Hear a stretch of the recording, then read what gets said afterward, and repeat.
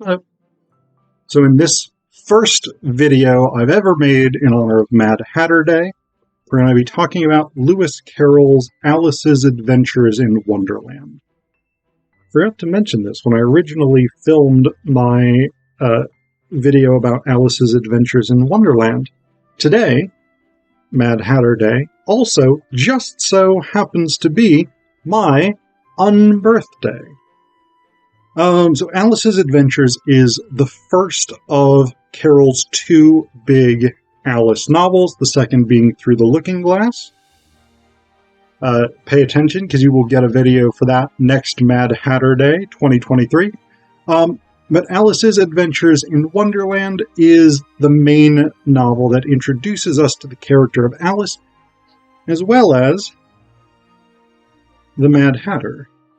The Mad Hatter is not a central figure, necessarily, in Alice's Adventures, but he becomes disproportionately important as we get into film versions and things like this, adaptations of Alice in Wonderland as the sort of broad conglomeration of the two novels. And so that's actually one of the things I find really, really fascinating about the novel. As somebody who experienced a number of film versions of Alice in Wonderland before actually reading Alice's Adventures, it's really, really interesting how the balance of the novel is dramatically different from the balance of most film versions. So the chapter called The Mad Tea Party, or A Mad Tea Party, sorry, it's only about 10 pages in the Barnes & Noble Classics edition, which I'm reading this out of. By comparison, the chapter on the...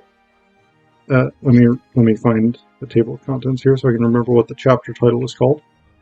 The chapter title called The Mock Turtle's Story, which often gets cut from film versions because it's not necessarily super interesting. It's 12 pages, 11 pages. So, one of the most famous incidents in the novel, one of the things that dominates popular awareness of what goes on in Alice in Wonderland, takes up roughly the same amount of page space as a section that is almost entirely forgotten by people who know this from movies. So that's, I think, really, really fascinating. Now, one of the things... So, anybody who knows anything about Alice's Adventures, or Through the Looking Glass, or any of the film versions, will know that this is a whimsical story where a bunch of crazy LSD-type shit happens. And that really is fairly accurate. In fact, in terms of Alice's Adventures, it's not a teleological novel in the sense that Alice is not particularly trying to get anywhere or achieve anything. There's no goal to the novel in the way that there kind of is to Through the Looking Glass. Instead, this is a series of incidents as Alice journeys through this bizarre land, to a certain extent trying to get home, but that's not really that much of a motivating factor. She's kind of just wandering. And what she encounters, along with a lot of madness, a lot of whimsy, a lot of sort of bizarre behavior from the denizens of Wonderland, is a lot of language games. And that, I think, actually becomes more significant in Through the Looking Glass, but we can see the importance of linguistic play throughout this novel. For instance, when Alice first encounters the Cheshire cat,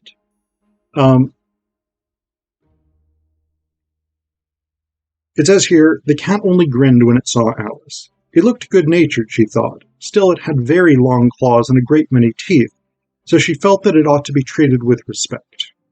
Cheshire Puss, she began, rather timidly, as she did not know at all whether it would like the name. However, it only grinned a little wider. Come, it's pleased so far, thought Alice, and she went on. Would you tell me, please, which way I ought to go from here? That depends a good deal on where you want to get to, said the cat. I don't much care where, said Alice. Then it doesn't matter which way you go, said the cat. So long as I get somewhere, Alice added as an explanation. Oh, you're sure to do that, said the cat, if you only walk long enough. So this is a pretty basic sort of example of wordplay, linguistic play, that's at the heart of Lewis Carroll's style in this novel. But it's this fascinating sort of play with logic and play with the meanings of words. We get the same thing a little bit further on. The Cheshire cat gives her directions of a sort. As he says, in that direction, the cat said, waving its right paw around, lives a hatter. And in that direction, waving the other paw, lives a March hare. Visit either you like. They're both mad. But I don't want to go among mad people, Alice remarked. Oh, you can't help that, said the cat. We're all mad here. I'm mad. You're mad. How do you know I'm mad, said Alice. You must be, said the cat, or you wouldn't have come here. So this is an interesting, again, play with logic. This idea that the very nature of being in Wonderland proves one's madness is an interesting approach. A little bit later, Alice actually gets to the Mad Tea Party. And we get a sort of more developed version of this linguistic play, this idea that language is a game, that it's something to have fun with, but also something that can have very strict and defined meanings. The famous, of course, riddle from the Mad Hatter is, why is a raven like a writing desk? A riddle to which we never get an answer. And actually, I think in the preface to the I don't know which edition this is, but in a preface, Carroll actually added this to the 86,000, which I think is the number of readers the novel was estimated to have. Inquiries have been so often addressed to me as to whether any answer to the Hatter's riddle, see page 79, can be imagined, that I may as well put on record here what seems to me to be a fairly approximate answer. These, because it can produce a few notes, though they are very flat, and it is never put with the wrong end in front. This, however, is merely an afterthought. The riddle, as originally invented, had no answer at all.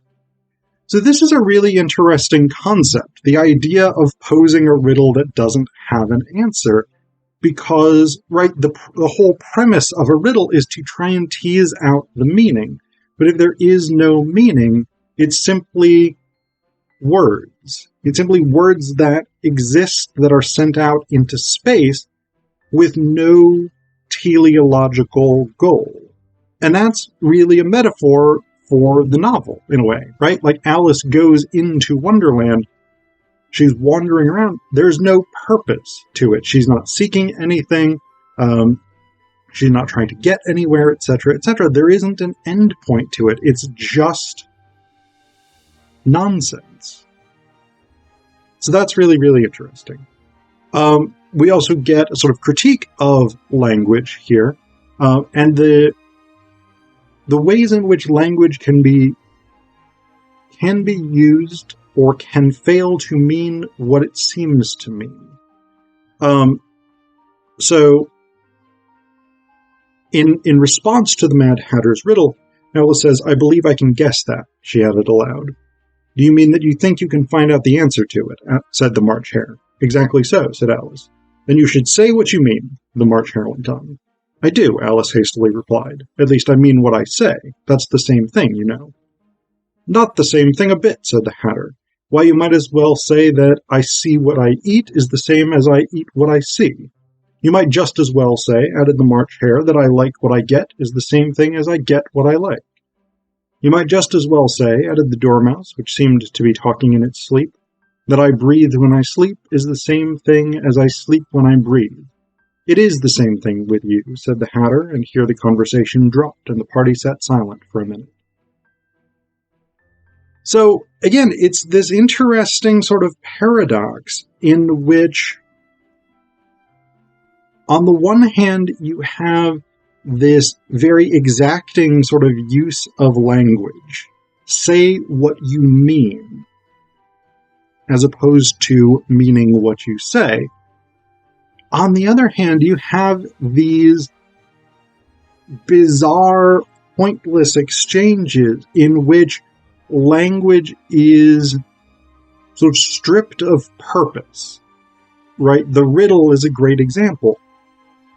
It takes the form... Sorry, my cat is screaming. I don't know if the sound recorder is going to pick that up. The riddle takes the form of something that has meaning, right? A riddle is a game. It has a purpose. The objective is to figure out the answer. But the Mad Hatter's riddle has no answer. And so while it looks like a riddle, it looks like a language game that we can recognize, because it's missing a key element, it actually isn't. It isn't a riddle in the strictest sense. And so the idea that language has specific concrete meanings is undermined by the sort of nonsensical approach taken to language in various parts of the novel. Now, the other thing I want to talk about with Alice's adventures in Wonderland is the ending. So Alice goes to the Queen of Hearts' court. There's the trial of the Knave of Hearts for stealing the tarts, etc., etc. And then the pack of cards is coming at Alice to overwhelm her. The Queen's court is coming to overwhelm her. And then we get, "Wake up, Alice, dear," said her sister. "Why, what a long sleep you've had." "Oh, I've had such a curious dream," said Alice.